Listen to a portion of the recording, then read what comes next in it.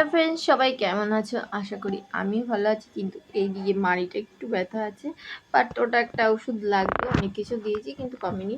কিন্তু আজকে শুভ জন্মাষ্টমী, আন্তরিক শুভেচ্ছা ও অভিনন্দন।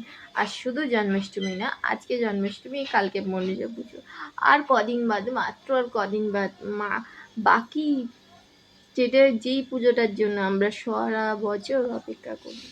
তো আজকে আমাদের বাড়িতে হচ্ছে জন্মাষ্টমী পুজো, কিন্তু আমি সেখানে যেতে পারছি না, এখন পর্যন্ত স্নান করিনি।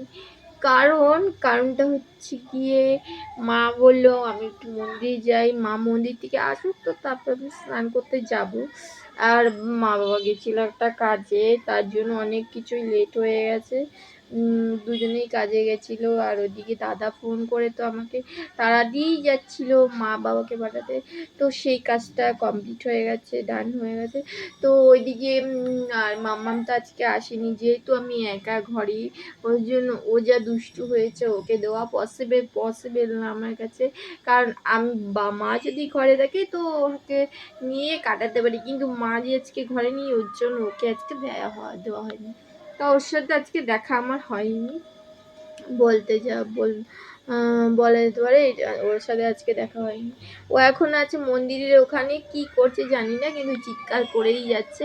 মানে একটু কিছু হলেই ওর মানে এমনি কোনো কিছুতে বায়না নেই, কিন্তু নিজের মতন যদি কিছু না হয় তাহলেই ওর কান্না শুরু হয়ে যায়।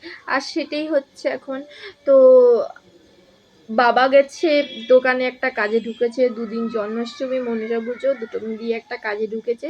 তো সেখানেই বাবা গেছে, আবার দুপুরে খেতে আসবে, আর আসবে সেই রাত 10, 10:30টার মতন।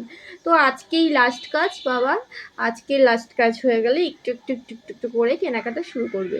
তো সাথে থাকুন, সঙ্গে থাকুন, দেখতে থাকুন। আর আমার ভিডিওগুলো ভালো লাগলে please subscribe, like, share, comment please. ও হ্যাঁ, আমি কিন্তু অবশ্যই একটা ড্রয়িং পোস্ট করছি, ওই ড্রয়িংটা যদি ভালো লেগে থাকে তাহলে প্লিজ কমেন্টস করে আমাকে জানাবেন। আজকে কি এটা একটু